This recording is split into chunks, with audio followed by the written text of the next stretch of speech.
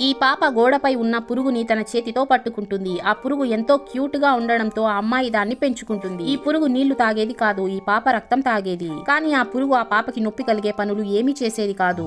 పాప పురుగును ఎంతో ప్రేమగా చూసుకుంటూ ఉండడంతో అది మెల్లమెల్లగా పెద్దగా అయిపోతుంది. పాప కథలు చదువుతూ ఉంటే ఈ పురుగు పక్కనే కూర్చొని కథలు వినేది. పాప ఎత్తులో ఉన్న గిన్నెల్ని స్పూన్ని ఎత్తలేకపోతూ ఉంటే ఈ పురుగు తన తోకతో పాపని పైకి ఎత్తి హెల్ప్ చేసేది. పాప మెల్లిమెల్లిగా పెద్దదైపోతుంది.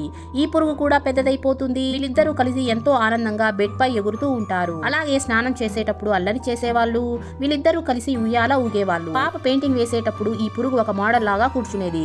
ఒకరోజు ఈ పాప చెయ్యి మీద ఎర్రని మచ్చలైపోయి ఉంటాయి. ఎందుకంటే ఈ పురుగు ఆమె రక్తం తాగడం వల్ల ఈమె చెయ్యి అంతా అలా అయిపోయి ఉంటుంది. దాంతో ఈ అమ్మాయి ఈ ఒక్కరోజు వేరే ఫుడ్ తిను అని ఆ పురుగుకి పెట్టడంతో దానికి కోపం వచ్చిన ఆ పురుగు ఆ ఫుడ్ ని కింద విసిరేసి వెళ్లిపోతుంది. కొద్దిసేపటి తరువాత ఆ పురుగు తన లాంటి ఫ్రెండ్స్ అందరినీ ఇంటికి పిలుచుకొని వచ్చి ఇంట్లో చాలా అల్లరి చేస్తూ ఉంటాయి. కానీ ఈ పాప సైడ్ నిలబడి చూస్తూ ఉంటుంది.